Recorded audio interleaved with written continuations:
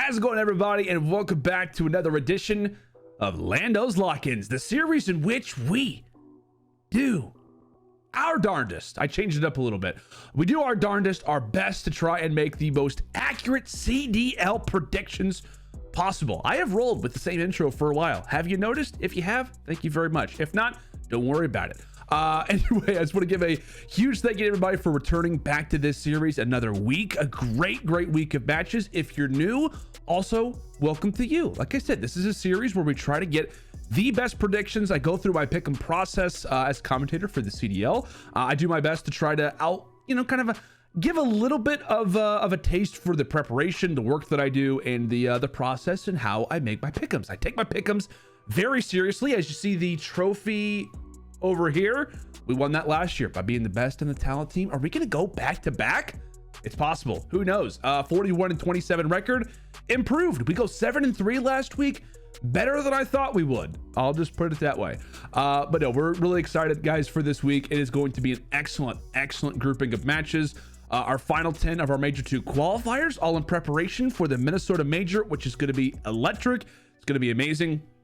Also, on top of that, right, we've got the final week. We're going to find out who's locking in those winner seeds, who's going to be in losers when it comes down to the major. We are also going to have some changes to the game as well. I'm going to run through these very fast before we hop into our first game. The tech changes have officially been made in control, meaning that we are no longer going off of kills to decide who has defense in round number 5. So that is something to really consider. Probably the biggest change overall.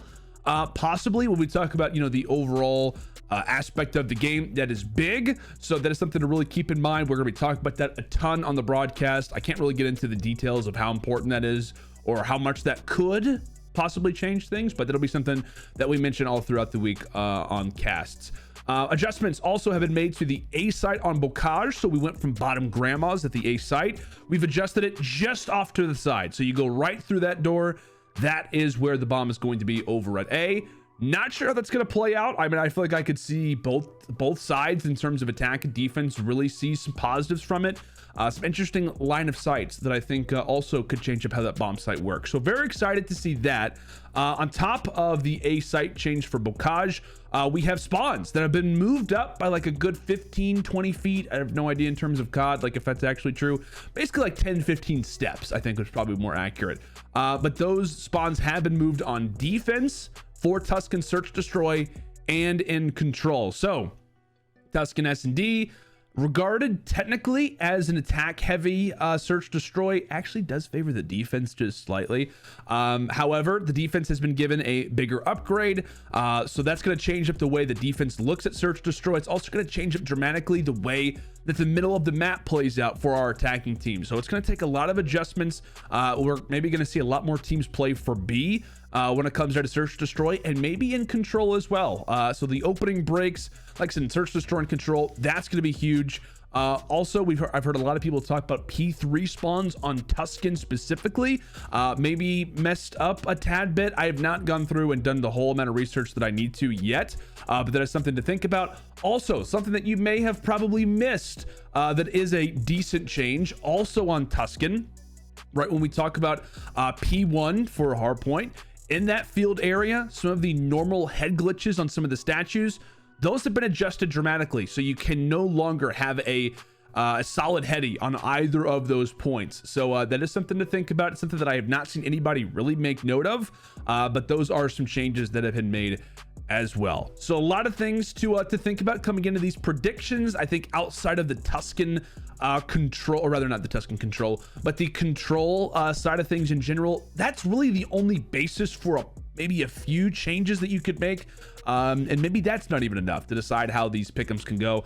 I'll be honest, I'm not really going to be thinking about it that much. It's too difficult to like guess who is going to see more success from this than other teams. We talk about the Tuscan hardpoint spawns. I'm sure that's going to come into effect. The way that teams play Tuscan S&D and Tuscan control, the way teams play control in general.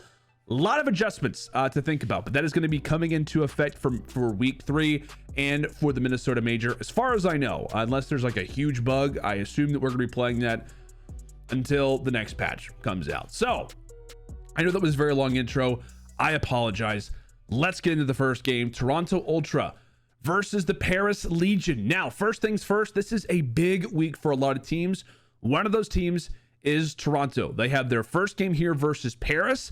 And then along with that, they will also be facing off against the New York Subliners. Okay, they've obviously got 2 matches. Why is it a big deal? The reason why is Toronto currently sits at 1-2, while Paris sits at 0-4. Legion have yet to get a W. They've got 2 reverse sweeps. It's not sitting nicely in the Paris camp. They also just allowed for the New York Subliners to beat them, and not just 1 hard point, but in 2 hard points. You allowed for a team that was 0-13 to beat you in 2 hard points, and they 100-point club you on the second one that you end up playing. So not a great look right now for Paris. But obviously on the side for the Ultra, they are off 2 losses, 1 to the Boston Breach in the rematch from Major 1. That goes to a Game 5 again, but Boston were able to edge them out. The other loss, which is the most recent one for Toronto, was a close Game 5, a narrow loss to the Atlanta FaZe, despite Kleenex having COVID, which is a wild thing to think about. Obviously hope that Toby, aka Kleenex, is doing well. That is not something to laugh off by any means. So that is something to really consider when it came down to that result. And there is one moment specifically, right, in that Toronto game versus Atlanta, where Ultra were up major in the Game 4 Tuscan, and they allowed for Atlanta to sneak in, force the Game 5, and that's how they lose it. So there was a very good opportunity that Toronto comes into this week instead of 1-2, rather 2-1. They just got to win 1 game to solidify their spot. It would probably be this game. And then who knows, right? Atlanta's fate is now in a much different situation coming into this week, but that is not the way that things appear right now. Overall, right, I feel like the story is on Ultra, right? I mean, Paris, if they can get a W, that would be awesome. But I'm just going to go let you know now, I've got Toronto winning this game specifically, right? I think we all kind of are most likely going to be choosing Ultra in this match. If you choose Paris, hey, props to you. However, right now for Ultra, they look great in control. Search Destroy is good early, but they do have back-to-back Game 5 losses in hardpoint still, or rather Game 5, I should say Game 5s that they're going to. Or no, they do have back-to-back Game 5 losses. I apologize. I was thinking that they beat FaZe. No, they did not. Back-to-back Game 5 losses, and I don't know, hardpoint may still not be there. Like they take 2 versus Rocker, which is fine. Minnesota is not a team known for their hardpoint right now. Then they lose both to Boston and both to Atlanta. So they go on an 0-8 stretch where they're not winning a single hard point. Then they win 2 versus Rocker, and then ever since then they're 0-4. So it has not been at all a solid stretch for Toronto. The positive is that this is a very similar team to Minnesota in regards to respawns. Paris, to be honest, not really great in that category, specifically control. This is a great opportunity for Toronto to really maybe work on that game, figure some things out, get everybody in the right spots, and prepare for a huge game versus the New York Subliners, which will have implications on whether or not the Ultra can in fact get to a positive record and guarantee themselves a winner's bracket spot. So with this being a huge game for Toronto, I feel like Paris is going to come into this without a whole lot of motivation. Granted, it is their last game coming into the major, so you have one focus. It's it's the very first game. Maybe for Legion they're able to turn it around. But I feel good about calling this a 3-1, right? Toronto are by no means at their full strength.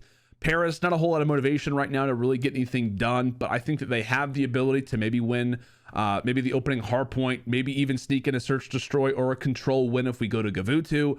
However, I do like Toronto in all of those games. Honestly, I might make this a 3-0 to be honest with you. I think I will. You know what? I'm going to change. I'm not going to go 3-1. I'm going to say 3-0 for Toronto. I think the way that they looked versus FaZe, despite a loss, was still impressive. I think, 80% of the time they close out that Tuscan hardpoint versus Atlanta, and we're coming into this feeling really good about Toronto. Why? Because they just upset FaZe. So I'm going to go 3-0 for Ultra here. We'll go ahead and move on to the Battle of LA. I'm pretty sure, I could be wrong, I'm pretty sure this is the first time that we've seen the Battle of LA in Vanguard. But the interesting thing is that the LA Gorillas right now look like the better team, which I feel like if you were to talk to me about this weeks ago, I'd be like, oh yeah, Thieves, this is going to be a nice win for them. Not at all the case, right? It's almost as if the roles are reversed based off of how the first stage looked. LAG 2-1, LA Thieves 0-3. We'll start off talking about the Gorillas because they're on top, not just normally, but in the matchup right here. As we said, a huge game off of a nice W versus Seattle, where they weren't expected by many to get that W. If you watched last week, we had the Gorillas taking that game. At least I'm sure. I'm almost positive that we predicted that. So if you did agree with my prediction, look at us. Look at us, right? But this is going to be a huge testing series for LAG. And it's also a great opportunity to face off, I think, right now against the LA Thieves. I mean, this team by no means is in a great pattern, at least as of this moment. It's going to test the Gorillas and the Search, Destroy, and the Control. It's not going to give us a great indicator if they were to win both, how they sit amongst the rest of the league, but a W nonetheless would be huge, I think, if you are a Gorillas fan. And just looking at this from a power ranking perspective, this could be a excellent series where LAG can get some really, I don't know, just some positive reinforcement out of everybody in the CDL. I mean, it's a small sample size, but the S&D and the Control does look a little bit better, right? They get a 3-0 win versus Paris. They get a 3-1 win versus Seattle. But again, the question remains, how good are they actually? Like, you're facing off against two more bottom of the barrel teams right now. I know that Surge beat Atlanta, but just in general, you're facing off against two rosters who are toward the bottom end of things. But in these last few games, right, Slasher has looked a lot better. He has seen some real steady improvement. Gunless has that takeover potential. And Asim mentioned this on the flank, that he and Hook early on in Vanguard had a different way of playing Search Destroy than Gunless and Slasher had in their own gameplay. That seems to be coming together. I think more than anything, LAG are aware of their struggles in Control. And this is one team who I think will actually improve in Control with the ticks. I just feel like from a methodical standpoint, from a team who is, I don't know, I just feel like LAG fits the mold of a team who could be much better at Control with the ticks rather than the kills. If you agree on that, great. If not, I don't know what to tell you. Let's go ahead and move on, right, to the Thieves. Arguably the biggest question marks right now, the entire CDL. Where are LAT? Where is the 4-1 team? Where is the roster that I had in my finals of Major 1, right? Where is this team? How have they gone from a 4-1 record to being up 2-0 versus the Atlanta FaZe in the losers bracket at Major 1 to now being at 0-3, to yet to win a match, to yet to win a Control, looking shaky on Gavutu of all things, which was their map and mode. I think they only lost one Gavutu hardpoint or Control combined in all of Major 1. Including the qualifiers, which was to FaZe of all people. So it's like, hey, you know what? You lose to FaZe, big deal. I think they're 0-3 right now on Gavutu, Control, and Hardpoint combined. They've only won one Hardpoint map. I know you're saying, well, they've won multiple. It's only been on Berlin. I'm saying that they have only won on Berlin Hardpoint, which used to be their auto veto. This is considered to be the best Hardpoint team in the game. Where is it? Right? And they're also off of a reverse sweep loss to Minnesota. You allowed for that team to win not just one, but two respawns. I think it was a Bocage hardpoint that Minnesota managed to win, which is their first win on Bocage this season in a hardpoint. I mean, it's weird. It really is. It is a strange situation. Weeks ago, nobody would have given the Gorillas even the chance to walk away with this series, and now we're in a totally different situation. Now, I feel like this could be a good matchup for both of these teams, right? The positive being that both teams, for the most part, throughout the majority of the season, have been hardpoint only teams, right? Search, Destroy, and Control, that comes second. It is all about the hardpoints. They were number 1 and number 2 for a long time, or at least both in the top 3. I forget where LAG sat toward the end of Major 1, but they were definitely in the top 3. The Thieves sitting firmly in the first spot. But I don't know. I feel like you have to give LAG the edge in this match. I really do. It all is going to come down to where the mentality is for the Thieves. Like, are they just absolutely destroyed after the loss versus Rocker? Is the team frustrated that they're not winning Search Destroys? With all the rumors coming out talking about how Clayster could be joining the LA Thieves, which we made a video about that. I will plug that for just a moment. But with a lot of rumors talking about how Octane could be out the door, the team just still cannot figure out Search Destroy. Now they're losing hardpoints. Now they're losing Gavutus. I will say, to assess the situation, 0-3 start is not good. But the fact that they're not consistently winning Search Destroys or Controls, right? They haven't won a single Control yet. The fact they're losing hardpoints as well, which is concerning. And on top of that, they're losing Gavutu, which, as we said, They were the team where the meme was out there. Do not play this team on Gavutu. Do not play this team on that map. It almost feels like ever since the loss versus London when they had Paul X, this team has just never been the same since. So I don't know. I don't know what's going on with the Thieves. I mean, we obviously know what's going on, but mentality-wise, I feel like that is the ultimate question, and it's very hard to gauge that. It's hard to know where this team's mindset is at for this moment. But I will say, if the Thieves are not there in this matchup, I feel like they're done. I really do. I feel like they're done for the rest of the major. They have got who else? They've got the Surge to worry about the next day. So if they lose this game, they start off 0-4. I feel like mentality-wise, Thieves are done. I really do. I'm just being honest. So I think this is a big game for Thieves. Again, I don't know how they're going to come out and play. There was still a chance, right? That we've seen a few teams go 2-3 and still make it out on the winner's side of things. So there's a chance still for the Thieves to bring this back up. And we're talking about, right, a roster in Gorillas, which is beatable, a team in Surge, who absolutely is beatable. I feel like there's a chance there. Now, in terms of momentum, right, there is definitely a lot of momentum for LAG because they find themselves right now with a 2-1 record. A W here is everything for the Gorillas because they have got Optic to worry about the next day, which you do not favor them in at all, right? Best team in the game. I think Gorillas in their mind, they're basically saying that this is a loss, and they're basically, in their minds, they're saying this is a must win or we're not in. I think mentality-wise, that has got to be your motivation if you are the Gorillas. So I think if the Thieves go down early in this series, I feel like it's over. I think it comes down to the game one hard point, and that is going to be a huge swing of momentum either for LAG or for the Thieves. If the Thieves walk away with the opening game, there's an absolute chance that they win that series. Because that just goes to show where they sit right now. On the other side for LAG, they come out, who has been a great hardpoint team, right, historically. They come out, they beat Thieves early on. Well, you like them in the Search Destroy, and you like them in the Control. That's just the way it works right now. But I think that we will have a Gavutu control in this, so that is a positive, I guess, if you are the Thieves. A Berlin hardpoint is possible as well, so there are 2 respawns that could give you something if you are the Thieves. Like I said, you have that Berlin hardpoint, which is the only hardpoint that you've won on Berlin so far throughout our Major 2 qualifiers. You have the Gavutu control. It's not a Tuscan. And then, I don't know. It's a difficult series to predict because, again, all the questions are on the Thieves. I think that LAG are going to give it their absolute best because they want to have the best record possible. A 2-0 would be amazing, but I think realistically, they're eyeing up this match and saying, hey, this is our ticket to winner's bracket without a doubt.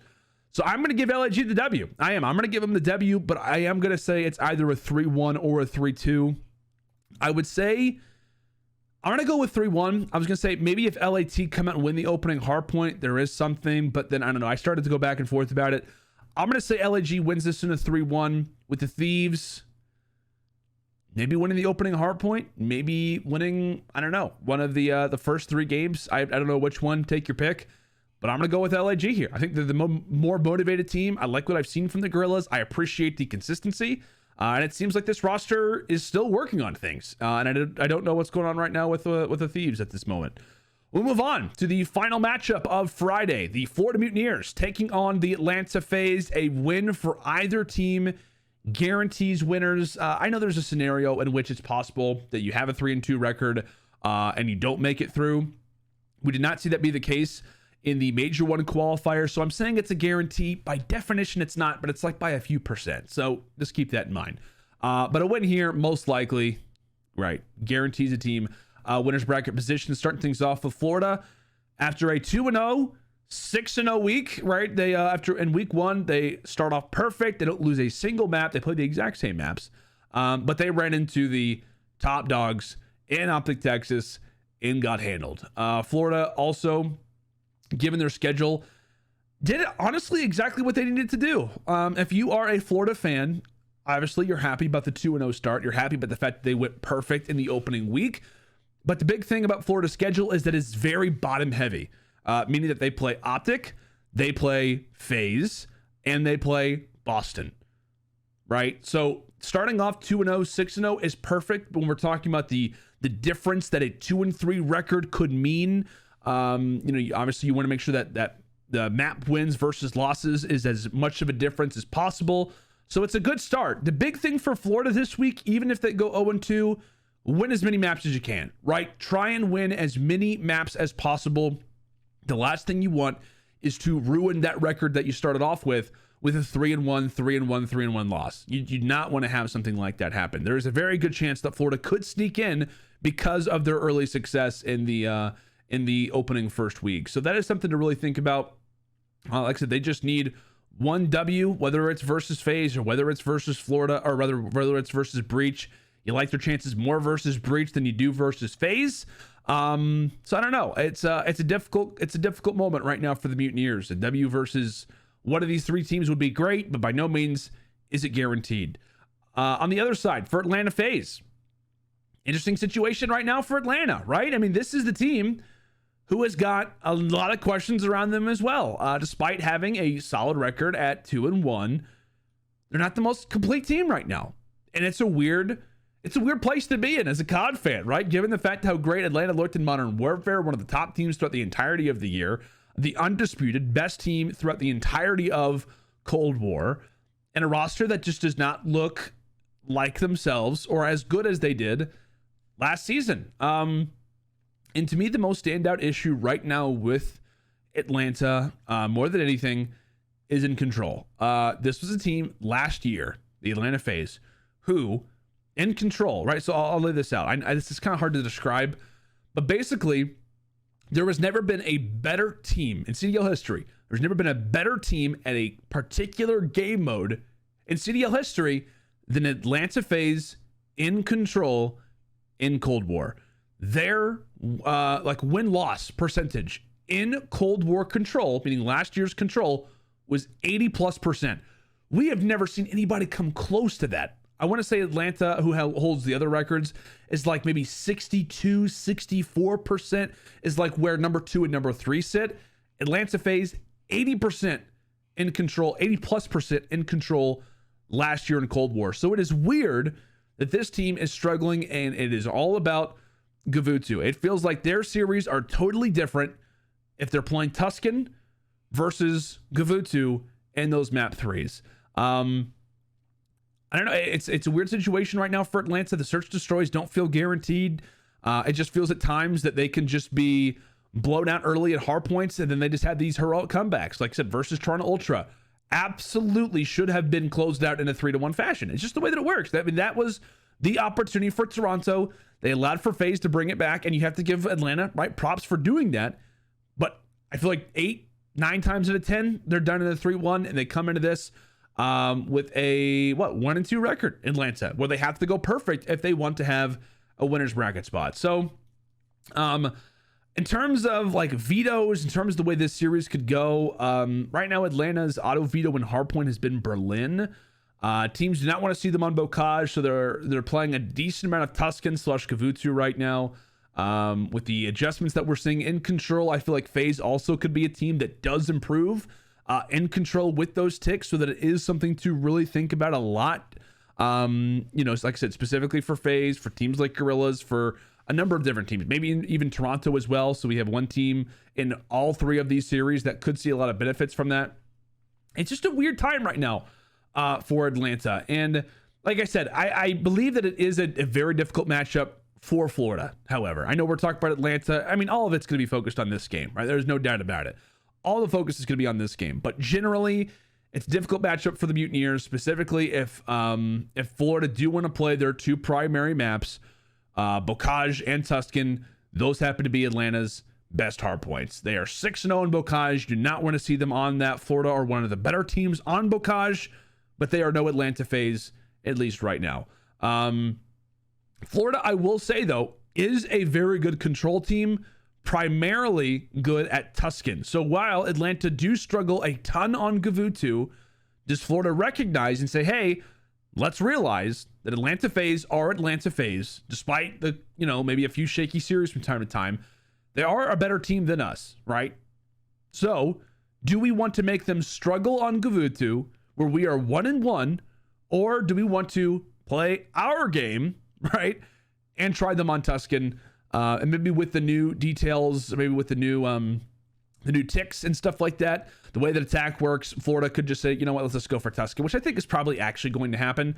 So I think we very well could have a Tuscan hardpoint, a Bocage hardpoint, and a Tuscan control. We'll see how the search and destroys go.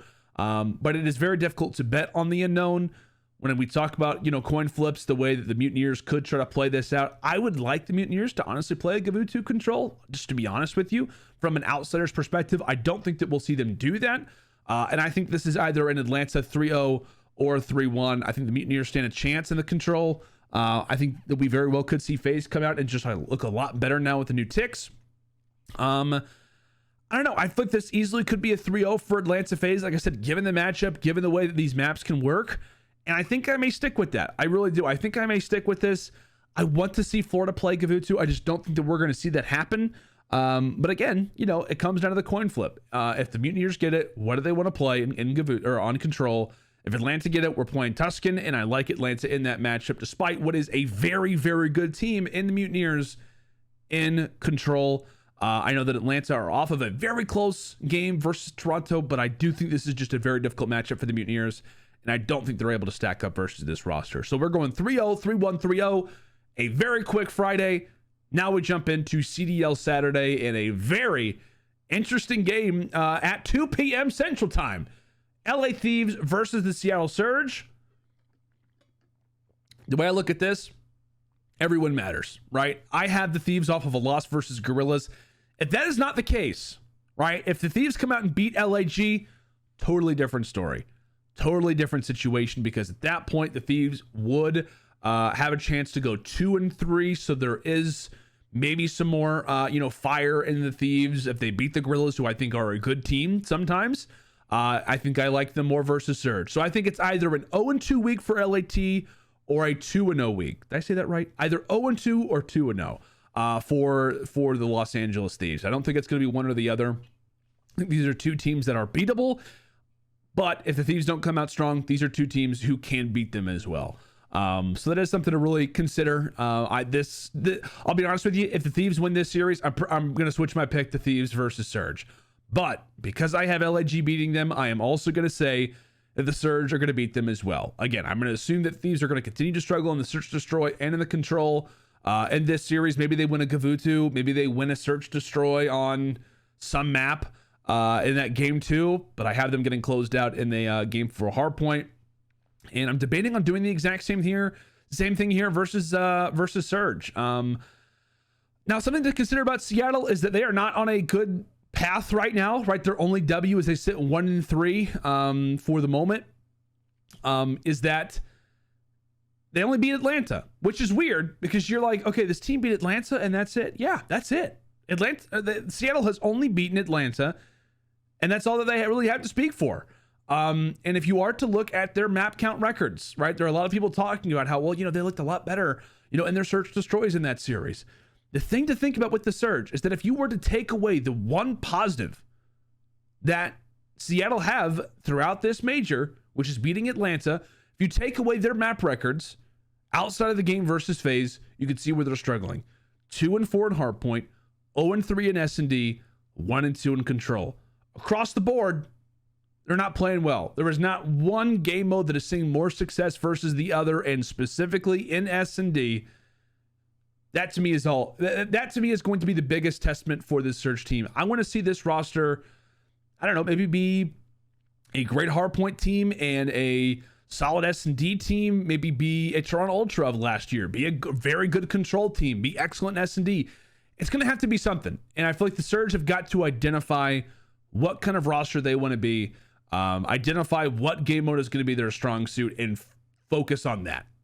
Because if not, they're going to continue to have these, weird situations, these weird series where they're coming into it and you just don't know what they're going to win. It feels like Surge do play up to their competition. I know they did lose versus Optic. They obviously have the W versus Atlanta. They lose to LAG, as we said last week, which is a shock for a lot of people. I predicted them to lose that series just because I just felt like the Surge played up to their competition in Atlanta. I think FaZe were already a little shaky coming into that series. They go down. I think it was in the hardpoint, that Berlin hardpoint. Surge just fired back on in, and it to me just felt like Seattle were firing different. It felt like they were playing much different hardpoint, or much different COD than they have been previously. So I am going to give the Surge a W here. I just feel like, well, I have them losing 3-1. 3-1 or 3-0. I just think mentality wise, Thieves are going to be destroyed. I do. I just feel like that is going to be the case. If they lose versus LAG, I think that they're 0-4. Nothing seems to be panning out. I think that they come into the series versus Surge with their heads down. They finish 0-5. And maybe they bring in Pentagram. I don't know. Coming into the major. Like I said, there is a lot. So there's a lot on the line for the Thieves team. And I just don't know mentality wise where they sit. They beat Gorillas. I have them beating Surge. That means they're 2-3. So like I said, we have total opposite opportunities here right now for Thieves. To me, it is dramatically in one direction or dramatically in the other. It is either they sneak in barely to winners and have like the 7th or 8th seed, or they go 0-5 and possibly make a roster change coming into the major. Like it is totally different depending on how you see this team and where they appear. That's why this Battle of LA matchup means so much to me, specifically on the Thieves end. I hope, right? I really hope that we see a better showing out of LA. That's just the way that I see this series going. I think that Surge can beat up on them if LAT just are not there, especially in those game 1 hard points as we continue to discuss. So I'm going to say Surge 3-0 only because Thieves will not mentally be there. Moving on to our next game. It is the Florida Mutineers taking on the Boston Breach. The Florida Mutineers coming into this are 2-2 according to my predictions, and the Boston Breach right now sit at 3-0. Awesome stuff for the Breach. We'll talk about them in a moment. This is a rematch from Major 1 in which Boston did win this series in a game 5, so there's something to think about. We've seen this game before. Florida are off of the loss, in my opinion, versus the Atlanta FaZe. I've got them losing that in a 3-0.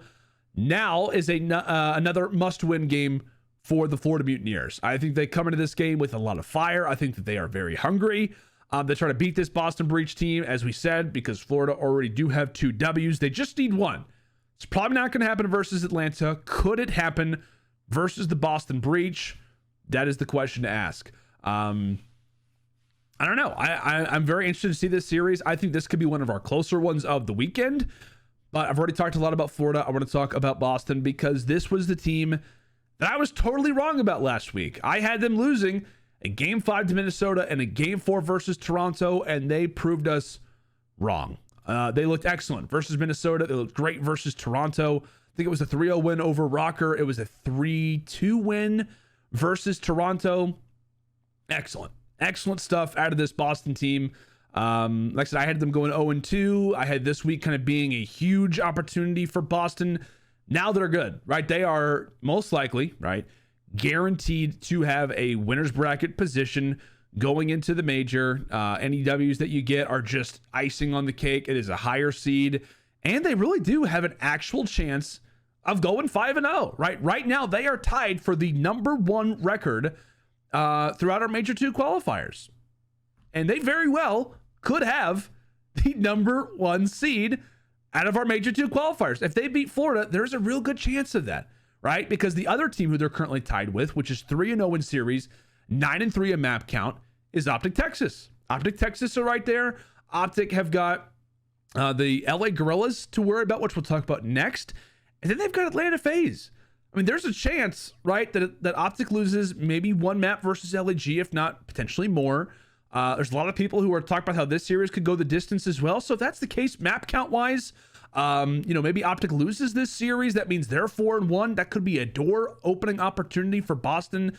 If Boston wins 1 series, they're great. If they win 2, they absolutely have got the ability to be the #1 seed based off of map count alone. So a lot of things to think about if you're Breach. A big week, what could be an explosive week, a peaking type of week if you are the Boston Breach.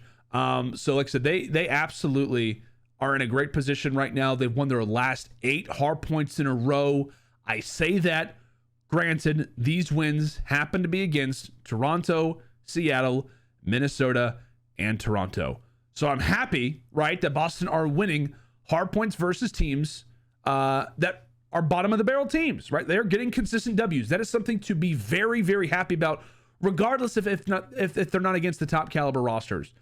but it is something to keep in mind. Like I said, that it's versus Toronto, who can't win hardpoints. You had them twice. You beat them 4-0. Seattle, who just don't look like themselves.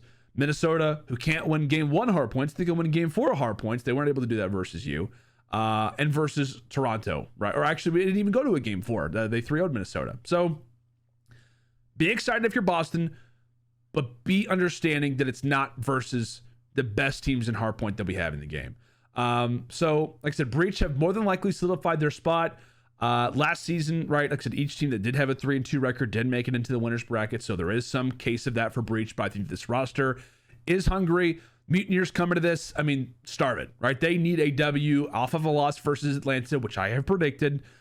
Florida absolutely are in need of a huge win.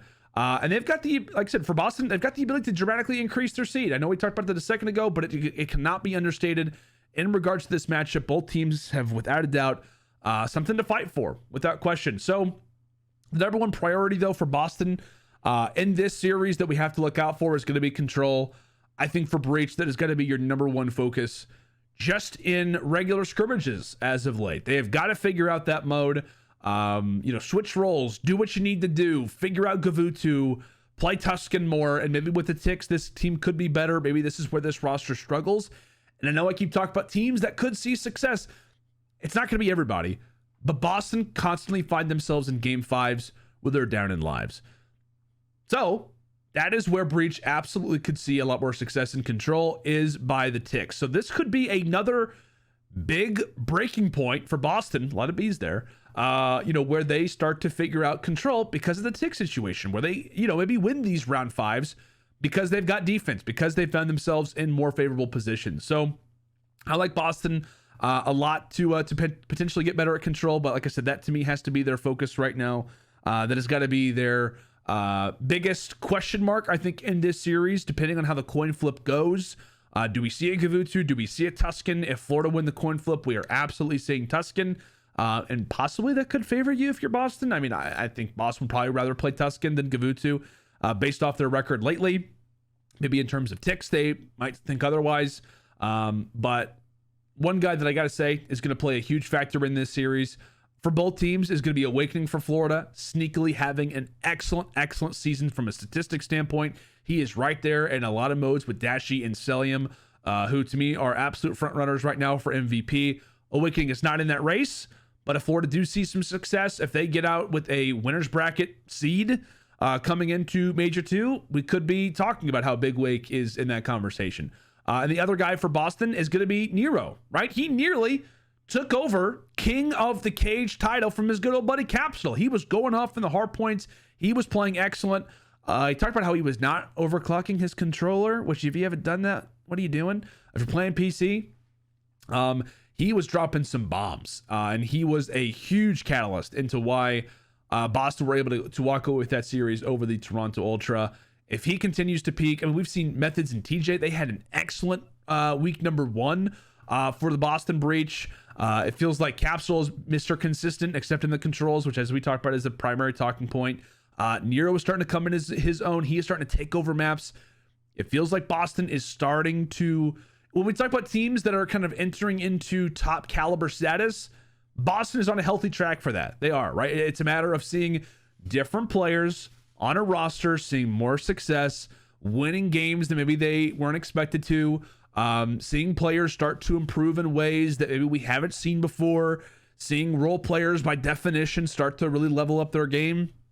It's slowly but surely been happening for the Boston Breach series after series after series. I will say the opening hard point for this game is going to be huge. I think you'd expect Boston to win the Search Destroy most of the time. You'd expect for Florida to win the control, especially if it's Tuscan.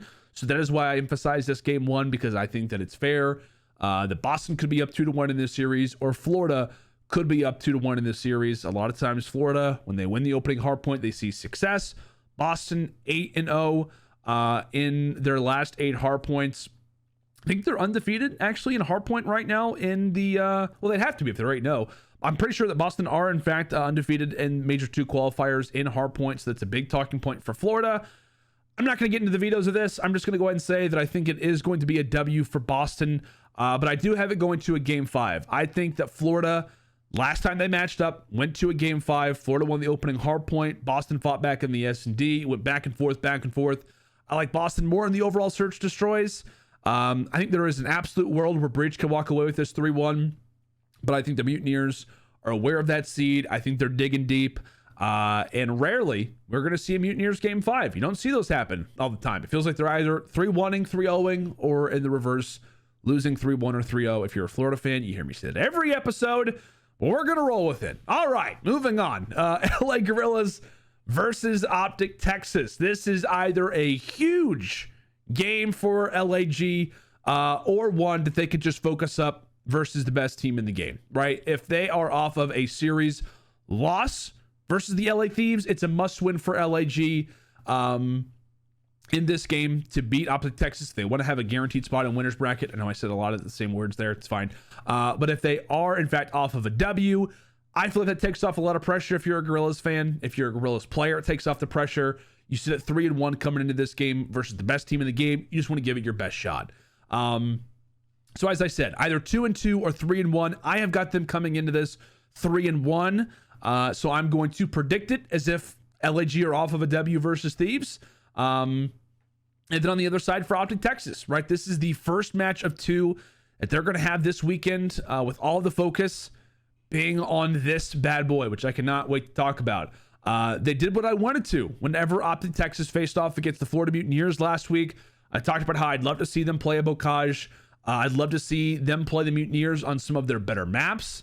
And that's what they did. They played Florida on arguably their best hardpoint. They played them on arguably their best search destroy. And they played them on arguably their best control. Actually, it's not arguable. The stats will tell you Bocage is their best. S&D Berlin is their best. And Tuscan Control is their best. Pretty sure they played them on Berlin S&D. So really liked what we saw of Optic, and they 3-0'd them, as I said. I will say, coming into this game, right, because obviously some people are going to see the win versus Thieves and think, oh, you know, whatever, they beat Thieves. Thieves didn't have their mind in it, you know, whatever, or maybe they did. A lot of people are going to count out the Gorillas just instantly because they've not really been the talk of the town. They've been, you know, maybe a team that some people have said, you know, aren't living up to the expectations, etc. LAG is not a team to take lightly, regardless of whoever you are in the CDL.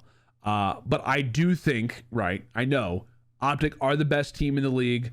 You know, I think the focus for this series for Optic Texas could be more on the big picture. You know, I think that they are thinking about vetoes coming into this series. I think that they are aware of their match versus FAZE. And I do think that the Gorillas could surprise Optic by how strong that at times the Gorillas can come out and play. It feels like sometimes the Gorillas are, I don't know, it almost feels like the Gorillas aren't truly playing against who they're playing against. Like sometimes it just feels like they can just absolutely dominate a top caliber team on a certain map, and then they'll face off against, you know, a bottom level roster and just absolutely get humbled. But I think that LAG are a team as well that does at times play up to their competition. I think that they're going to come into this match ready, trying to keep up a little win spree, and trying to take down Optic Texas. And I think that they have got a decent chance of doing that, especially if the vetoes play out possibly in favor of a few things that LAG like. We talk a lot about how Optic Texas is going to work on the Berlin hard points, so they want to work on the desert sieges of the world and search destroy. LAG, well, they don't have a ton of reps on desert siege search destroy. I think they're like 1-1 or 0-1. They do really like Berlin hardpoint, so that could be a gateway into this series if you are the Gorillas. They really like that hardpoint a lot. Feels like they're either dominating teams or maybe losing it in a dominant fashion. So I don't know. I do have Optic winning this series without a doubt, but I think that they will be somewhat surprised by the strength of the Gorillas. I think that their improvement across multiple modes is something to take note of. If they do beat the Thieves, that is a nice win as well. So if they are fighting for the winner's bracket spot, that's something to think about. In my eyes, they will have solidified it already. But I think given the Matt Vito situation, given the veterans that are on this team for the Gorillas, I think that they just want to come out and beat. They just want to beat Optic really badly. I think players like Asim, players like Hook, Slasher, Gunless, these guys are not going to be affected by the moment. They're just going to be focused on wanting to be the top dog in the game. And I think that is admirable. I think that is something going to be fun to watch. And this goes to a game 5. I think it's a 3-1 or 3-2 W for Optic Texas. I think some of it is going to have to do with this team just not being affected by the moment. Them being able to focus solely on this game, not worried about the winners or losers bracket position. And also just, like I said, because it's just a group of vets who just want to come in and surprise the world, surprise Optic specifically. I think Optic do edge them out. But I think Gorillas at least make this series a fun one to watch. Final match of CDL Saturday is going to be the Minnesota Rocker taking on the New York Subliners. Both of these teams, by definition, still have a shot. More than likely for Minnesota, they have got a way better chance than the New York Subliners do, as Minnesota currently sits at 2-2. NYSL right now at 1-2. Both teams off of a dub. Both teams off of a big dub, specifically for Rocker. They are the talk of the town right now after their most recent W over the Los Angeles Thieves, a reverse sweep. And the big thing right now for Rocker, right, is that they've got their major coming up, right? This is going to be the Minnesota major. The last thing you want to do if you are the home team is to have one life. It's to come in and to just instantly go out. Because if you're the franchise, if you're the organization, you want to have your team on the stage as much as possible. You want to see your team make a run. And from a fan's perspective, as somebody who just loves watching great COD, I want to see that happen as well. I want to see Minnesota get a winner's bracket spot, whether they go 3-2, whether they go 2-3 and just slide into the 7th or 8th seed. I do want to see Rocker play multiple series in front of their fans. I think the Minnesota fans are excellent. From what I've heard, they seem to be doing, all kinds of these watch parties. We all remember opening weekend back in MW, right at the start of the CDL, the launch of the CDL, how great those Minnesota fans were. So I think that the Rocker, right, the players are motivated. I think the coaching staff, the management of the team is going to be hyping these guys up to really, really hone in on this game. Like I said, they dug deep versus the LA Thieves. They want to control. They want a hard point on Bocage. And then they close out that search destroy where Major Maniac goes big. They're winning 2v4s, all kinds of stuff. But the one positive, I guess, about the Rocker throughout all of their mistakes, because there have been a ton of people talking about how Minnesota, at times they don't look like they're a great team in the CDL. They look like they're a bottom of the barrel roster. The positive for Minnesota is that there is no surprise what their struggles are, right? Game 1 hard points. They have lost their last 5. They've yet to win a game 1 hard point in the Major 2 qualifiers. They are 1-10 on the season in opening hard points. 1-10. What the heck is that? Right? They are 1-10 in opening hard points and still sit in the standings where they do. That's wild to me. That is absolutely crazy to think about. On top of that, they have started slow in every single series so far throughout the major, going down 0-2, going down 0-1. Both of their series wins are reverse sweeps versus Paris and versus the Thieves. And then the biggest note, right, while they're struggling in opening hard points, they're seeing success in the game 4 hard points. They pick it up as the series progresses. It feels like they're winning game 2 search destroys and game 4 hard points, and then maybe winning out the game 5s. They are 5-3 in game 4 hard points. A lot of those are Berlin. They finally won their first SMG centered hard point versus the Thieves, which, as I said, was on Bocage coming into that series. Minnesota had yet to win either a Bocage or a Tuscan hard point. What the heck is that? Like I said, they're 1-10 in opening hard points. They had yet to win a SMG centered hard point, whether on Bocage or Tuscan, coming into that game versus Thieves. It's no surprise, right? They're coming out slow. They're not winning SMG favored maps. And it just feels like the control is not there enough. They're winning a lot of the big maps. They're winning Berlins. They're winning Gavutus. They're struggling on the Tuscans, the Bocages of the world, at least in regards to respawn. So I don't know. It's like I said, the positive for Rocker is that while your struggles are apparent, they're known, and you know what to work on. The entire community knows what they need to focus on. And Standy, in a recent interview after their debut versus the Thieves, came out and basically said, we are coming out hot in our next game. Like, we are focused, we're ready, the team is motivated. And he said that I have to step up when it comes down to the hard point. So as I said, It is easily identifiable by the Rocker with Tatchers on the flank. He knows everything that's going down. The entire team knows what's up. And that's why I do like this Rocker team in this series. Is because while they do struggle with some, very difficult things, those things are apparent and they know what to work on.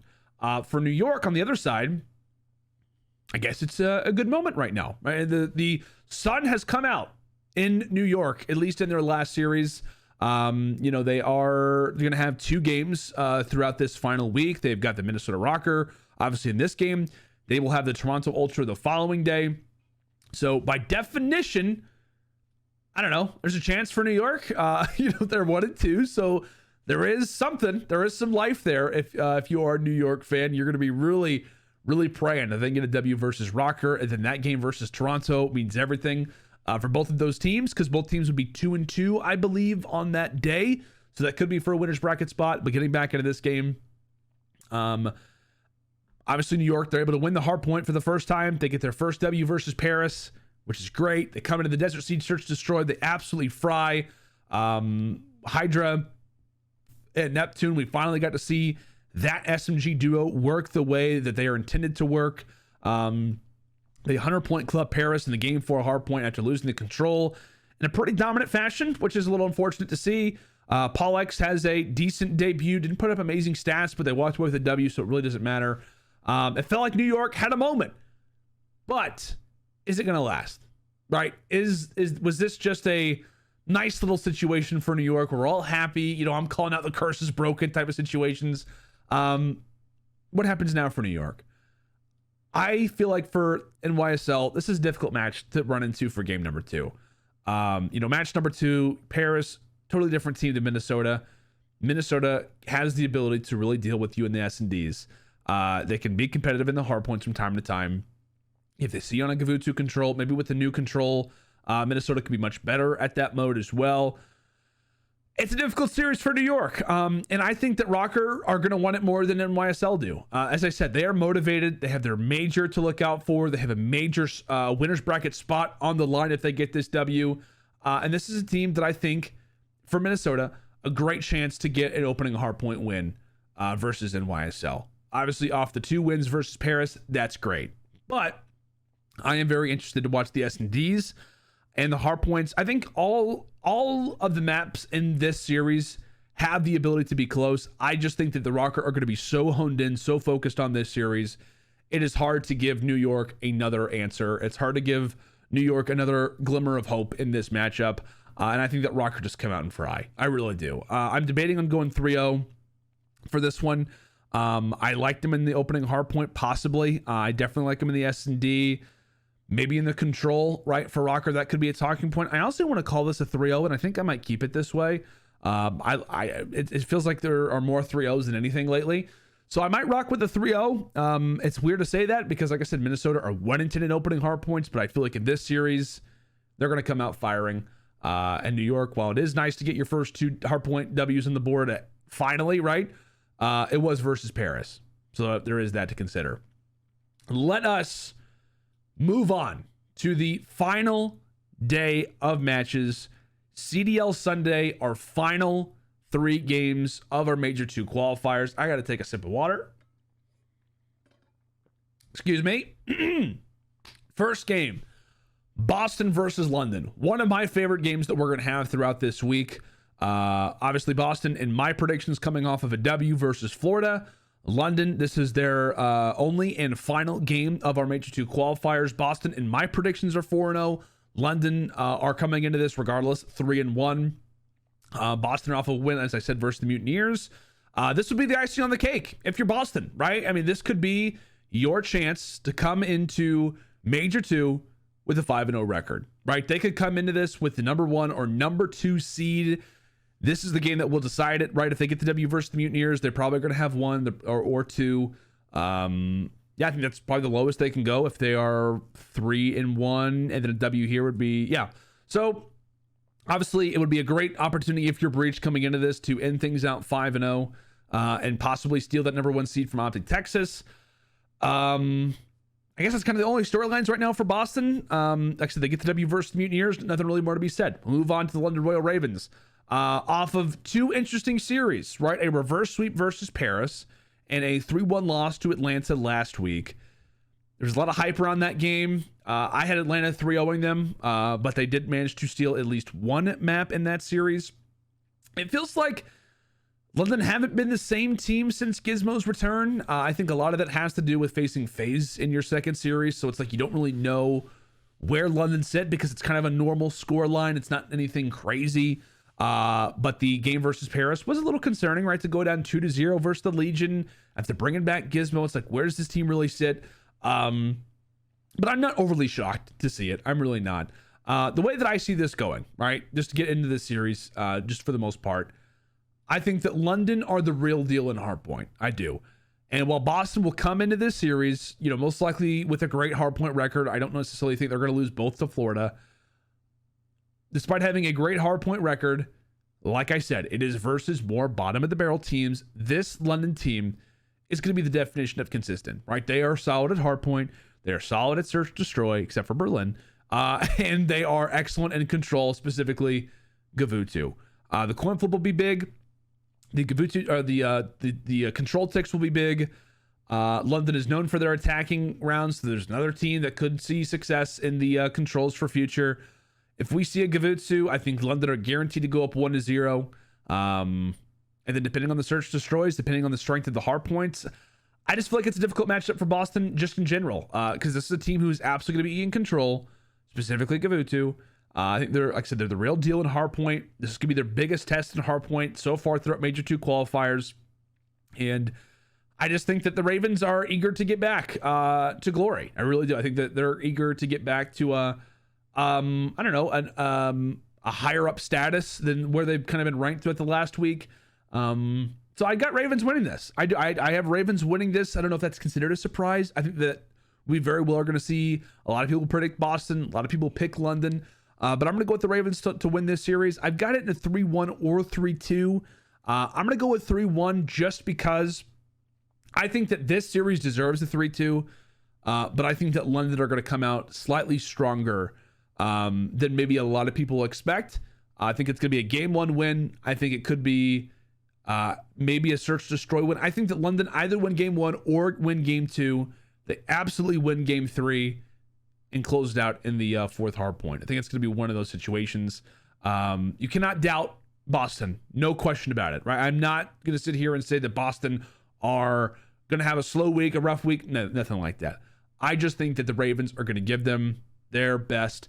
They're going to run into an excellent and a very consistent team in the London Royal Ravens. So let us move on to the game. Folks, this is the game, all right? And I don't have to tell you that. This is the game. A 4-0 Optic Texas versus a 3-1 Atlanta FaZe. I have Atlanta winning versus Florida, so that's the reason why I'm saying that record. Arguably the most interesting qualifier match that we have had yet all of this season. I'm talking about qualifiers, not LAN. The most interesting qualifier game that we have had this season. Optic versus FaZe. The third installment in Vanguard after we saw this matchup happen twice at the Optic Texas Major, in which Optic beat them both times. The first game was a winner semi matchup where they won in a reverse sweep, a 6-0 to knockout FaZe on Tuscan. They win 5-2 in the Optic Major final. This series is must-see TV. I want to say that this series is going to be so amazing. Like I said, this is the match to watch to find out where these rosters sit, right? The two biggest favorites heading into the Minnesota Major. This is going to be a big game. This could also solidify some first seed type of situations, depending on how well FaZe play, depending on where Boston sits. So if Boston are 4-1, if FaZe win this, they're 4-1. Optic is 4-1. So we have a lot of things to look at map count wise. It's just not possible to predict. Obviously, if Optic win it, it's going to be between them and Boston on how they play, etc. But actually, if Optic do win and Boston don't, then obviously Optic are 5-0. Anyway, Optic Texas right now. A win here puts them in great territory, right? It just does. It puts them in an excellent territory. They're going to go 5-0 if they do beat LIG, which I have them beating. They sit and an excellent spot when it comes down to just their mentality on the game. When it comes down to, the things that they've talked about since the W, which is that they're hungry. The major wins, fine. Great. We won the Optic Texas major. We did what we were expected to do. But Rambo has talked about it. And I know that Ray went on the flank and basically said that, I'm not trying to sound like, wishy-washy, sound like every other coach who basically says that, it's not the overall goal. But I liked hearing that. I really did. As a fan, of the CDL, as a commentator, I loved hearing that language out of the coach, out of the players, because the focus is there. It's not, hey, you know what? Cool, we got a W. Like, we're the best team in the game. We're not having that, right? Ray is steering a very tight ship along with Coach Sender. I like the language that I'm hearing out of Optic Texas. It makes me more confident to predict them in multiple series. It makes them the favorite, obviously, depending on how this match goes versus FaZe. They sit as the favorite coming into this game. They sit as the favorite coming into the Minnesota Major as well. And a lot of that has to do with not just their W, but their success, their consistency across all modes, the fact that they look right now like the best team, the most well-versed team, the most consistent team across all maps and modes. They have one of the best map pools right now in the entirety of the CDL. It is a very, very good situation right now for Optic, not just based off of player talent, but just based off of lineup consistency, which is, to me, the heavier of the two to really weigh out when we talk about, top rosters, the elite of the elites in Call of Duty. On the other side for Atlanta, match is incredibly important for seeding. 4-1 versus 3-2 is a much different ball game. 2-0 week, right, would give them a huge amount of confidence coming into the Minnesota Major. This is a proving game for both of these rosters. Obviously, FaZe, we know it, right? Abizi's, throwing up. He's calling out in the crowd after the 2-0 start. They make a great run through the losers bracket, taking out the Thieves, taking out Toronto, taking out London on their way to facing off against Optic. I'm expecting it. A lot of people are expecting FaZe just to come out and run it versus Optic. It doesn't happen.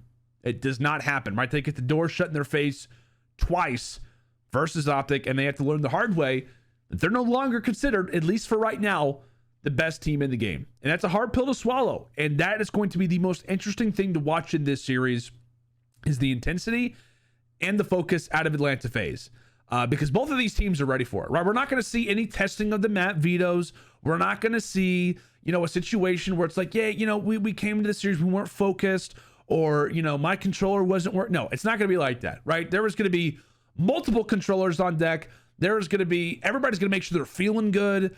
There is going to be no question we walk away with this series who won it. That is not going to be, it's not going to be one of those wishy-washy type of moments. It's not going to be like that. Like I said, it is a return to glory for Atlanta. It is a showcase to prove in Optic Texas that they are the undisputed top dog in the CDL. Even if they lose this game, you could say, well, Optic absolutely are the best team in the CDL. You cannot deny, right, that there would be a case for Atlanta if they do walk away with this series. There is a case where if Optic loses this, FaZe beats them, coming into the Minnesota Major, there can be the argument that FaZe, by definition, are looking better than Optic. I think overall, I would still give it to Texas a majority of the time, but there is the case to be made. So as I said, a huge game for both of these rosters.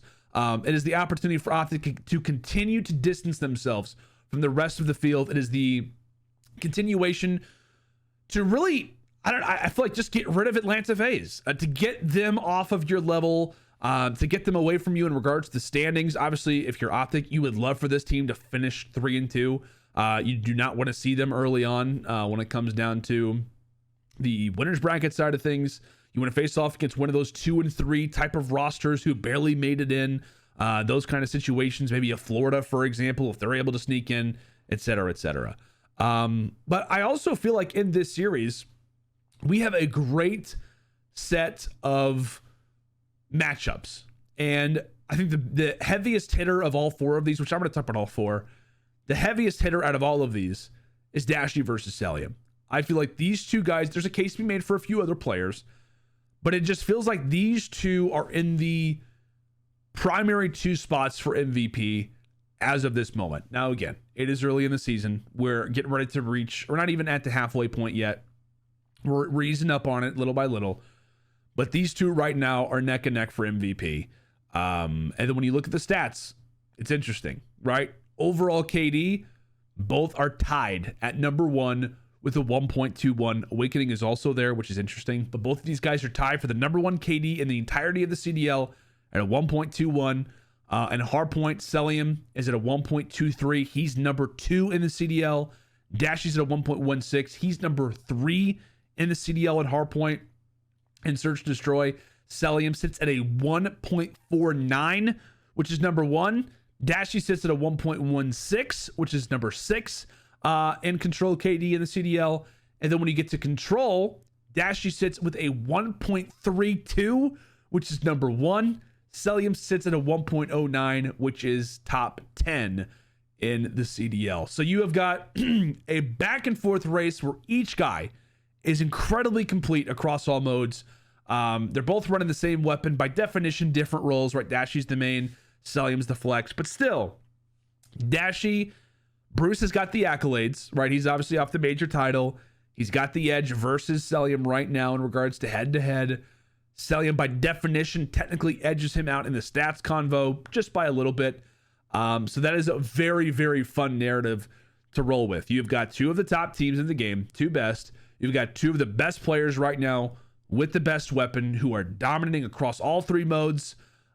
In a hard point, overall, they're neck and neck. They both have their different modes, right? Dashy's got his control. Celium's still got his S&D, et cetera, et cetera. You have Arstees versus Illy. The glue guys, right? The guys who have taken over the in-game leadership type of role, the players who identify as that type of role, right? Arstees was brought into the Atlanta FaZe in Cold War for this very reason. We need an IGL. We need somebody who can focus us up to get us ready for these big games. And both of these guys are in a big position to keep their rosters going, to keep their rosters together, to keep up the communication, to keep up the focus when it comes down to this game. And Illy's the exact same way, right? Illy is a very similar player to Arstees in that aspect, right? Illy's the flex for this team. He is going to be barking out the communication. He's the youngest player on this roster, but he is arguably one of the most important players on this team because of the same Arstees factor where he is in there to try to be the Rambo 2.0. He is there to try to issue out what Rambo was taught. Illy, to me, is one of the biggest grinders that we've got in the entirety of the game. He's focused. He's got his preparation done. He is all about it. And that is why it's going to be fun to watch these 2 go at it. BZ versus Shotzzy. The fast, up-in-your-face, highlight level SMGs who are both top 5 right now in S&D first blood percentage. Abizi right now is running away with that title by definition at number 1. But both players who've got that takeover potential, not just in maps, but an overall series, right? How many times have we seen it throughout Abizi's run with the Atlanta FaZe where he has had not just a map, but a series where nobody could handle him? The exact same thing for Shotzzy, who has had that explosive potential since we've seen him enter in the CDL, right? Ever since he found his footing with the Dallas Empire back in MW, where he won MVP into Cold War with Dallas, and so far throughout Vanguard, he has had those series where he takes things over. It feels like he is a huge factor in the Search Destroys, plays a similar role at times to Abizi where he can just get up on your face, master of movement, versus, like I said, an incredibly fast player at Abizi. I just feel like those guys match up so well, and it's so fun to see those guys play it out and battle it out, specifically in maps like Tuscan, Search Destroy to be specific. And then finally, you've got Simp versus Scump. Very similar names. I didn't actually put that together previously. But this is going to be such a fun storyline, right? To follow throughout both of their careers, however long they decide to play, which I hope is forever, to be honest. But you've got the golden child over the past few years who has seen success, who has been to grand final after constant COD Champs grand final, who has seen a very quick rise to fame, who has got that championship early. He's arguably done the one thing that Scump wasn't able to do early in his career, which is to walk away with a W, to have that slay heavy team. But as we said, Scump has got the title of the greatest SMG of all time. Many consider him to be the GOAT. I totally respect that opinion. But like I said, you've got the golden child over the past few years versus what I call COD's only son and Seth Abner. It is such a fun battle to watch these two guys face off against each other because they arguably play the exact same way. A lot of people like to assume that Simp is the fast, up in your face. Like, he and Abizi basically play the exact same role. That is not at all the case. Simp plays very similar to Scump in a lot of ways, not in every single mode, not all the time, but very similar, in that they are the roamer slayer. They will pick up the kills, they will hop in the objective, they will jump in from time to time, but they are there to slay, they are there to roam, find the kills, run the third AR and Gavutu, etc. Very similar play styles, which I think is so fun and just adds another element to what I believe is a sneaky rivalry, as we said, between these teams. So like I said, you have got Celium versus Dashi, you have got Arstes versus Illy, Abizi versus Shotzi, and finally Simp versus Scump. We've obviously heard a lot of the opinions talking about how Simp, is already considered to be one of the greatest players of all time, which I agree with. I think he's already entering into that conversation. The fact that he's won multiple championships, world championships already, entering into his fourth, technically third or 3.5 seasons, because he didn't technically play by any means the full year in Black Ops 4 despite winning a championship. So it's interesting. Like I said, it's the greatest SMG of all time versus the greatest SMG since he joined the pro level. Like I said, this to me is going to be such a fun matchup to watch, obviously because of all the things we talked about. And to me, this will test the strength of that map pool that we keep hearing about that Optic Texas has got, and that they've proved us that they have got right now. Optic right now, no question about it, looks like the more complete team. FaZe are not enjoying their time on Gavutu control. They feel shaky at times in Search to Destroy. The series where they just had the crazy comeback versus Toronto is worrying, right? 9 times out of 10, they're losing the Tuscan hardpoint, and they could be in a huge bind coming into this game if that clutch does not happen. And I do feel like the implications of this series are massive, especially if FaZe loses this, because it's not going to be once, it's not going to be twice, it's going to be 3 times that Atlanta FaZe have lost to the top dogs in the game. Their title will have absolutely, undisputedly be taken away coming into the major. They're not going to be considered by anybody to be the top team in the game. It is only a positive, right, if Optic walk away with this series. For Atlanta, I feel like they need this series to instill that confidence to keep them mentality-wise afloat, because they still do believe in their minds that they're the best team in the game. They lose this, that mentality just drops that much more. Not trying to over-dramatify the series. I just feel like this is such a big game coming into the Minnesota Major, where everybody expects both of these teams to be in that final again to rematch versus each other. But this series is going to be huge. I think it's going to be massive, specifically on the side of FaZe, if they can answer, if they can get a W here. So which way are we leading? Which way are we going in this series? How's it going to play out? I am going to go with the Game 5. I'm going to go with the Game 5. I feel like FaZe gives it their best shot. I think the FaZe are going to come out. They are going to be so hungry to want to walk away with this series. I would be interested to see how the control plays out, because obviously if the coin flip works out, FaZe, they're going to be able to play Tuscan, which is what they want. Does Optic defend to play that? Do they want to play a Gavutu? I think they probably try a Tuscan out, but I would be interested to see if they do work on a Gavutu, which I believe that Optic up until this point have yet to lose a Gavutu. It could be a great opportunity to play it versus a team who absolutely struggles on it. Could be a nice little move out of Rambo and the coaching staff there. We talk about, the Berlin hardpoint. Both those teams don't like that, right? Both those teams, it's their auto veto, so we're going to see hardpoints that both of them like to play. We're going to see search destroys, most likely, that both of them do like to play. And then that control is going to be a huge swing. And I feel like it would be interesting, depending on who wins the coin flip, if it's Optic, if they choose the Gavutu, or if they rock out the Tuscan. It would make full sense if they decide to play Tuscan, but I feel like it could be a good call to play and rock out the Gavutu. Now, I do want to predict FaZe. I do, because I feel like FaZe have got a very good chance of stealing away this series, of being able to showcase that they're right there with Optic from time to time. I think that Optic are still, without a doubt, the better team, but I feel like FaZe have got a chance to do this. However, I'm going to go with Optic to win this in a Game 5. I think they do it again. I think that it's a very close series. Obviously, because they haven't gone to a Game 5. I don't think it's going to be one of those LA Thieves versus Optic scenarios where the first 4 games are blowouts. I don't think it's going to happen that way. I think it's going to be a very competitive series, and I feel like Optic just narrowly managed to get it by in the Game 5, where we think, again, Optic, they've done it 3 straight times. FaZe, they could leave this series not happy, but at least not mentality-wise totally shot, because they at least improved a little bit from where maybe we saw them in that last major. But again, just because of the map pool conversation, I feel like that control is going to be big. Every single map victory is going to be huge. And both these teams are not going to have any excuses when we walk away with this series. It is literally going to be who is the better team at this moment. And right now it's Optic, but for a glimmer, it could be Atlanta. And that is why I feel like this could be a W for FaZe. A lot of people could be scared about this Game 5 versus LAG. I don't think it's anything to be scared about. I think it's just the fact the Gorillas are going to surprise Optic a little bit. But I think it's going to be back-to-back Game 5s for Optic. And they get them both done, which is a testament to their search destroy, which can be somewhat questionable from time to time. We shall see. But a must-see game.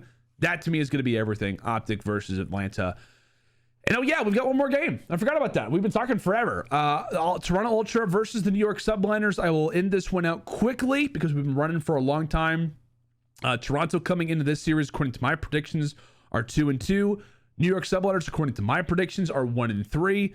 Could be a totally different story. Right, if Toronto loses their first game, they are at best a 2-3 roster. If New York wins their first game, they could be making it. This could be a game where both teams are 2-2. According to my predictions, the only team who is absolutely fighting for a guaranteed winners bracket spot is going to be Toronto. Off the W versus Paris, they need closure on that positive record. New York, right? Big story. If they beat Minnesota, this is a totally different type of situation. But going off of what I have, I think that the Subliners are just going to run into another team who's incredibly hungry and has something to fight for. Minnesota, a lot to fight for. Toronto Ultra, same situation, a ton to fight for. I feel like the new elements of this Subliners team is really going to be tested. When we talk about, little mistakes here and there, they're going to be very, very tight in their search destroy. So this is a big thing. If New York are going to be good at hardpoint, it's going to have to be now, right? It can't just be like, okay, cool, they got the 2 Ws versus Paris, and let's slowly bring in that hardpoint game. Let's slowly start to improve it. No. If you are not going to look great in hardpoint, you're not going to stand a chance in either of these series because these teams are going to be in the search destroys. And if you're Toronto, you're definitely going to lose to them in control. So to me, the hardpoints have got to be fine-tuned. They have got to be quickly ironed out and at a mid to top level already. Because if not, you're going to walk away with the loss versus Minnesota and you're going to lose this series versus Toronto because they're going to absolutely test you in the search destroy. Minnesota's going to test you in the search destroy. Depending on if Rocker can improve in the hard points, they're going to test you there. If they're not solid, Toronto's going to test you in the hard points if you're not winning those either. But this could be your answer, right? If you are getting better at hard point, this is your chance. This is your chance. As I said, if you're not winning hard points, these series aren't going to go well. If you are, these series could go very well for you. It's one of the two. But with this team, as I said, they're young, they're new, they're fresh. They're still working out strategies. They still got Paul X on the team. They're still trying to figure out a few things. And I feel like this is still going to put some pressure onto New York, right? They're going to have one W to speak for if they do lose this series versus Toronto. They come into the Minnesota major and who knows who they face off against early on in that losers bracket. And it could be a call for another player to join the team because Neptune is on the clock. That's for sure. If they lose both of these games, if they lose one and maybe don't have a great performance at the Minnesota major, Neptune's on the clock. And I hope that we see New York turned around. I just feel like versus Minnesota, it's not a good chance. Versus Toronto, it's hard to bet on the New York hardpoints to be great versus what I believe is a more complete team in Toronto. So I'm going to have Toronto walk away with this series. I think it is going to be a 3-1. I just feel like Subliners are going to be able to answer in something, whether the hard point, whether it's the search, destroy, or control. I have no idea, but I do think they're at least able to take one game off of the Ultra. All right, that is how we have everything breaking down going into the Minnesota Major, which I am very, very excited about. I think it's going to be a phenomenal event. Like I said, the Rocker fans are some of the best fans that we have in the entirety of Call of Duty, and I know they're going to be on fire. I really appreciate you guys for tuning into this series as always. It is a pleasure doing this. It's a pleasure doing LandO's lock-ins every single week. You guys are awesome. I'm getting tweets, I'm getting comments talking about how you guys have kind of made this your, one of your primary things to watch. It's become kind of part of your process every single week to turn on this series. So I really, really appreciate that. If you guys have not done so already, make sure to leave a like. Make sure to subscribe to the channel if you have not done so already. We've got all kinds of content planned and coming out over the following weeks. So I really appreciate it. Thank you guys for tuning in. Make sure and enjoy yourself the final week of these Major 2 qualifiers. It is going to be a blast. Super excited to commentate some of these games. It's going to be excellent. Coming into the Minnesota Major, which I'm sure is going to be fantastic as well. So thank you guys so much for tuning in. I will see you all next week for another LandO's Lock-ins. Take it easy and have a great night.